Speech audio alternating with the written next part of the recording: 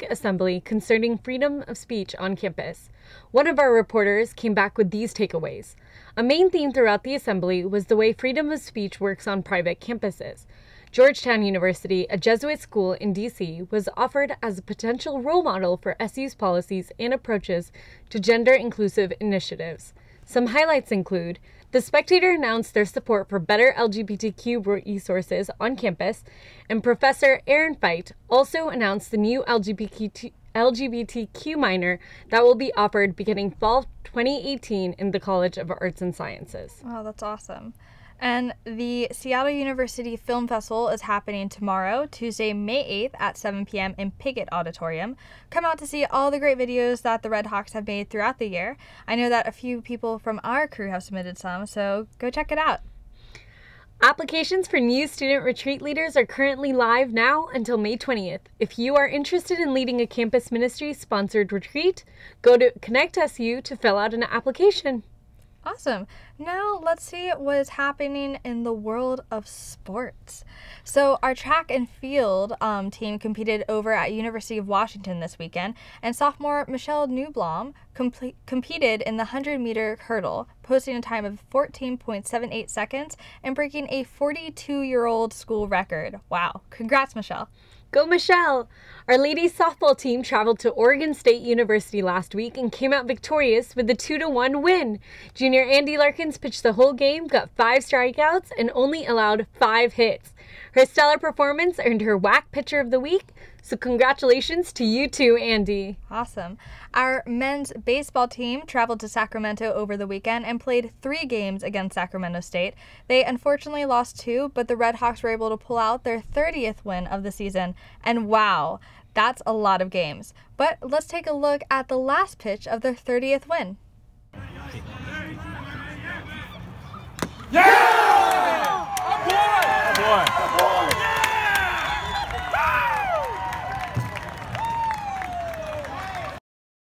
Welcome back to Record. I'm sitting here with Ryan.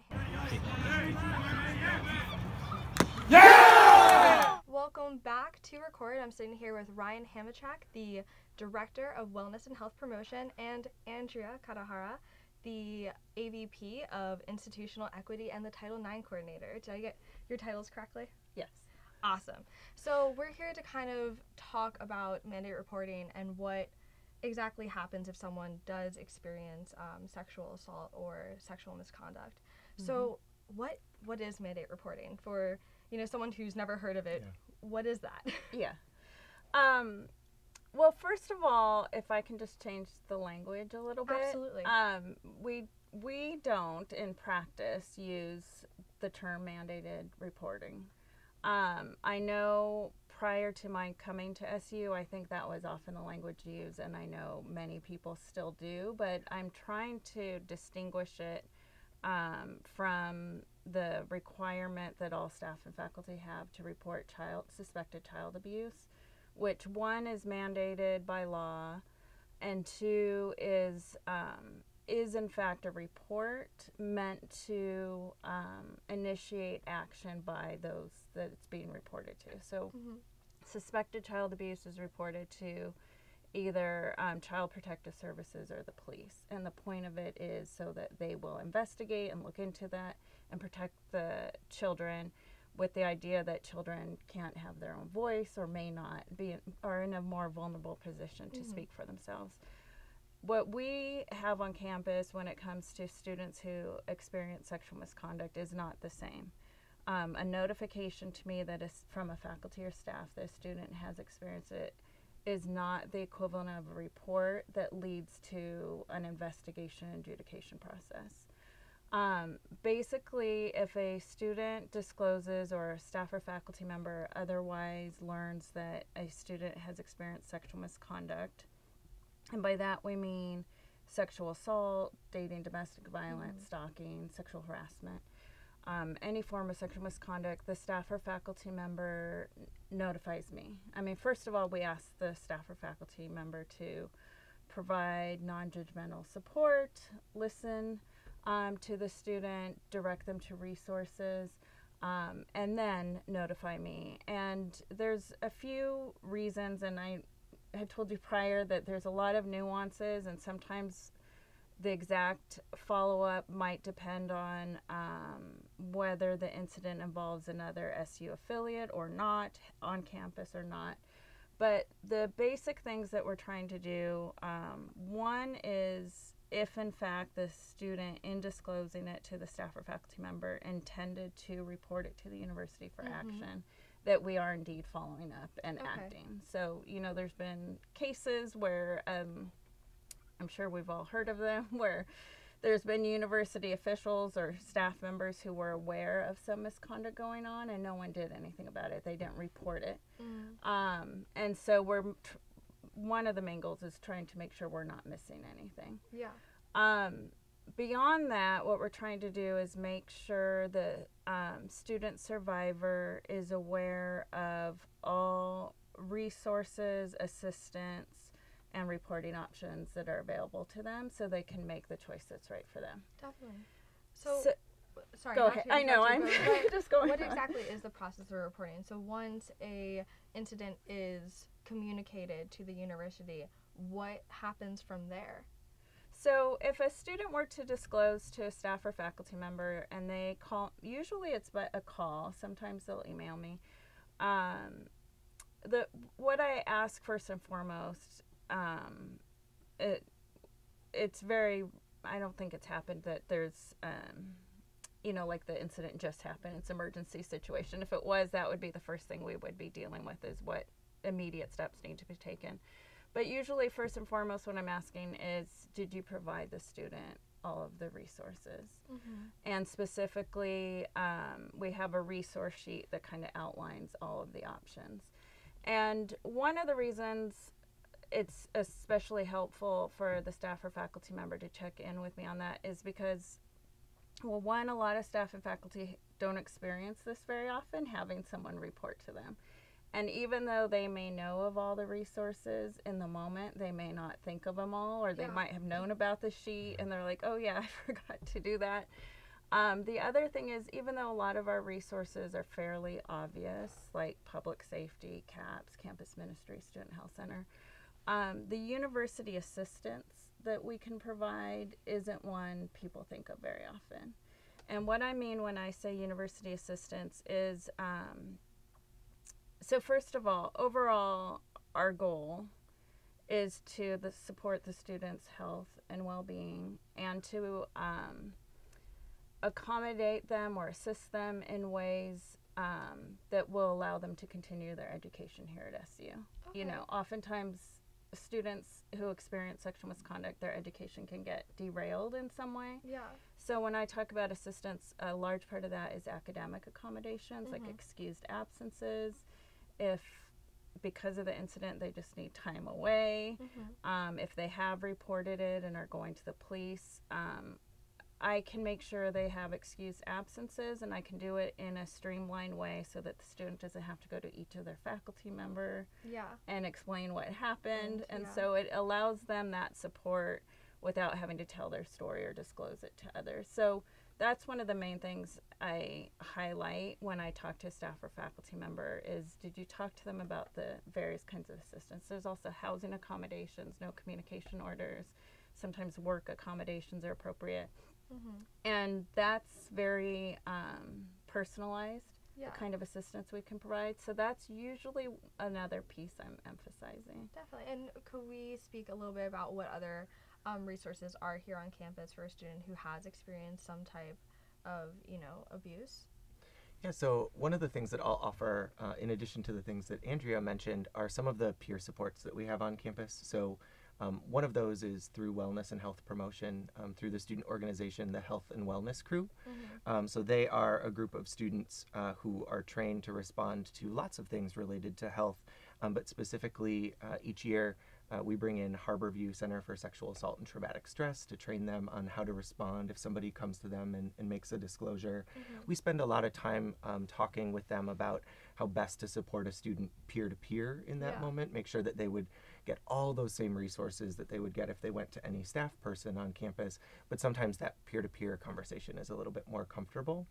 And then also recently, there's a student club called the Student Support Network, which is a group of students, many of whom are survivors, and they hold a couple of different meetings, but one of those is really centered on the survivor experience. And so for students, oftentimes disclosing sexual misconduct, that first disclosure comes to a peer.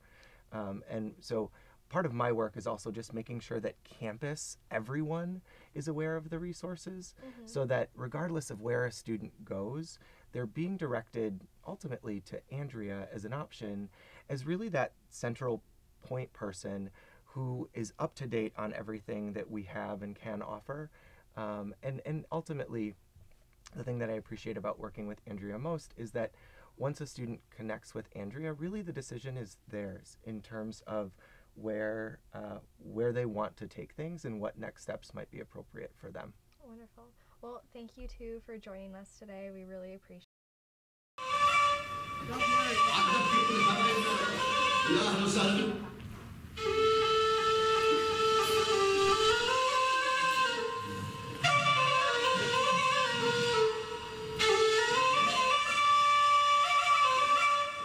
I love that we can have a space where we can celebrate culture and I guess show a different aspect of Muslim identity that is so often overlooked.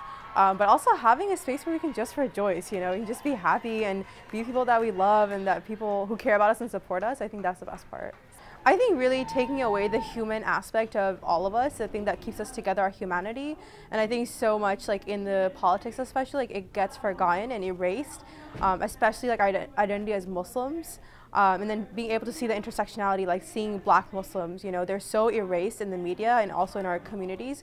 We really want to highlight that humanity and the things that bring us together. And really being inspired by Islamic tradition that talks about unity and difference. So in the Quran it says, "We have made you peoples and tribes that you may know one another." We could have all been made the same, but we weren't for a reason. And so really wanting to celebrate that. And so we have community iftars, which is super nice. And I'm actually from California, so I don't have my family here with me. And it's a very time of community and time of family. And so I miss having that. And so it's nice to have iftar on campus.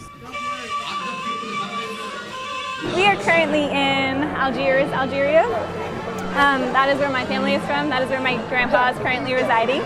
And I just brought a couple of artifacts from my aunt because she's the best collector of artifacts. So I can just go around and give you guys a tour. So here we have a pom-pom, and I definitely gave it that name. I don't know the formal name. But you just put pom-poms in a circle and you're all sitting around and you're drinking tea, and it's really casual and really chill. This is Eritrea. Eritrea it's located on the Horn of Africa. This is what we typically put our injera in, which is a bread type food. We're gonna have some tonight. This is what we make our coffee in. This is what we serve our popcorn in, colonized by the Italians way back when. So yeah, popcorn is definitely part of the culture. So henna is it's a traditional we use it we decorate on our skin during our holidays and weddings, and especially brides. They put on henna on the weddings. I want to see more people show up.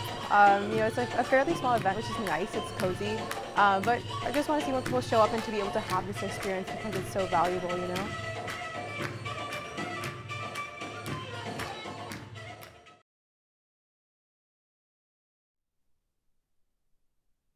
That was some of our crew's coverage of the Muslim Student Association's Rejoice event last month. And now we're joined by Survivor Support Network leaders Nemo Lopez, James Trenton, and Ash Vera to discuss Survivor Support Network and other resources on campus. So I want to ask you all, first and foremost, what is the main aim of Survivor Support Network? Well, Survivor Support Network is actually a nonprofit organization. So we're the first chapter here on campus, first chapter to exist. And essentially we're an organization of students, student-led organization that creates safe spaces for students who experience trauma and also advocates for them in any way they need. Awesome. And what kind of programming do you all provide, and how are the club meetings kind of structured? Well, we actually have bi-weekly meetings. So we have trauma experience-centered meetings on Mondays at 6 o'clock in Loyola 400, which is also the Weisemer Center. And then on Wednesdays, we have our general meetings also at 6 o'clock in OMA Lounge 390. And those are just for everyone, like allies can come, everyone's welcome. Awesome. And so speaking kind of allies, what do you think are some tips that people can, take away from this video and kind of, apply to their life to be better allies? Like, how can someone who hasn't experienced that type of trauma help? So I think two important things to be mindful of when you're talking about how to be an ally. The first would be active listening, and the second would be mindfulness. So we're all trained in different things in SSN, and I'm trained in active listening specifically. And it's a lot about being present in the moment with someone. These are difficult conversations and can really be uncomfortable, especially for someone that hasn't been through that or doesn't know how to talk about it. But being present in the moment and being there for your friend, even if you don't have the answers, is a really important step and part of the process. And not claiming someone else's story, just being able to be there for them, listen to them, talk to them if they need it, but asking them for what they need and trying to provide that for them. Wow. And so you all are trained in various things. Mm-hmm. So what are you, Nemo and James, trained in? I actually have two group counseling certificates, one for persons with HIV and AIDS, and then another one for suicidal youth. So I'm trained to help facilitate group meetings, is why I'm in charge of the bi-weekly meetings. So if you come, you'll see me. Awesome. And you? So I actually have attended some trainings as far as trauma-informed yoga, and we are looking into getting other training involved as well, so we can actually do some peer training as well. Awesome. So do you all go out and get certified by what type of organizations? So I have a lot of training done through YMCA, but we've all had different organization training. And I've also done Crisis Text Line, which is a texting-based hotline for people that don't have the means to call or don't want to necessarily. And so that's a lot of that's a lot of crisis training. So being able to respond in the moment of crisis and supply resources for people. But I think all of us are currently looking into right now being able to train getting certification to train other people, and then also being trained under the same organization. But right now it's very separate organizations. Wow. So do you kind of curate your programming around your skill sets currently? I'd say so, yeah.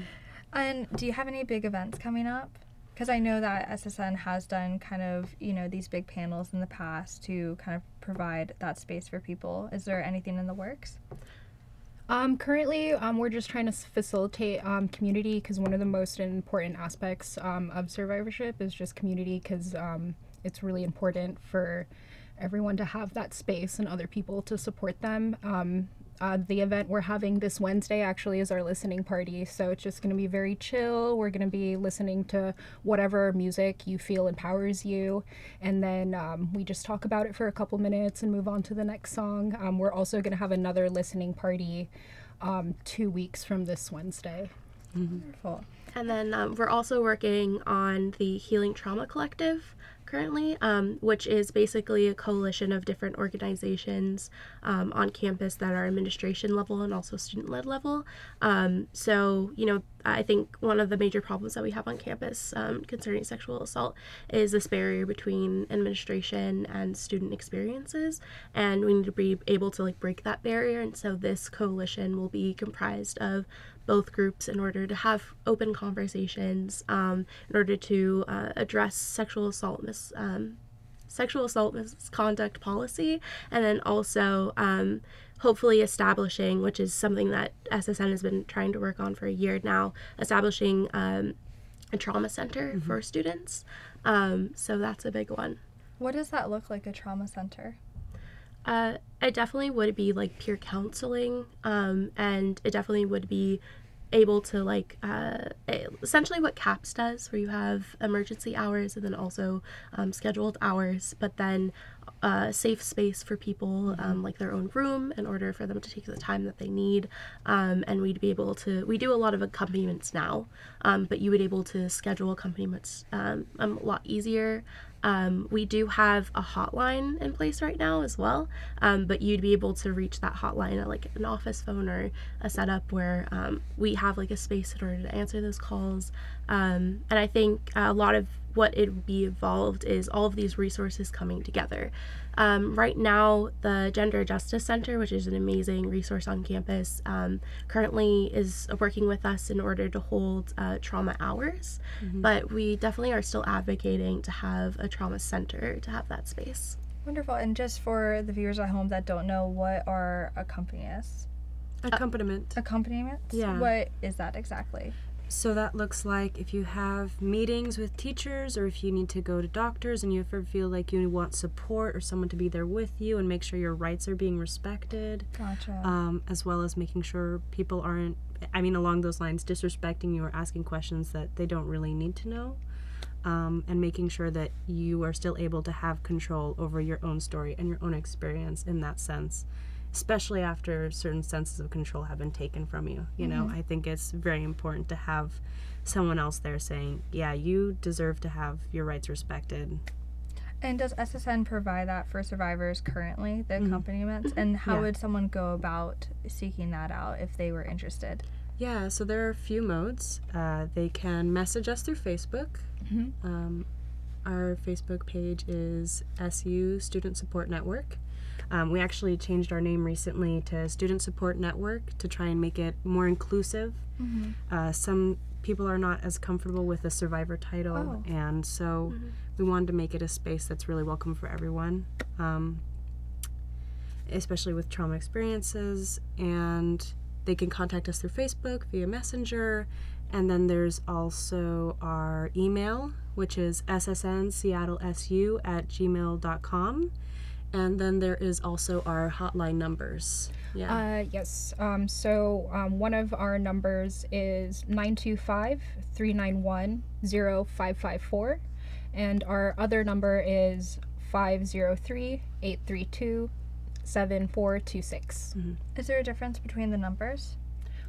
No, No, you they go would to the same contact line? either of us, or any of us, Great. Yeah.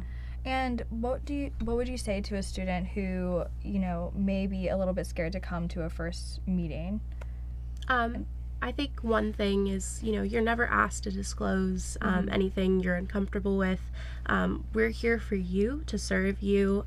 We do the trainings that we have and advocate for you, for the students here. And so anything that you need, please feel free to ask for. That's what we're here for. So I just want to say thank you for all the great work that you all do. I know that this type of support really helps people, especially after something like that happens. And I do want to, kind of move the conversation into what can people do in their everyday life to kind of prevent this from being an issue? Because I know you all work a lot with, post-trauma.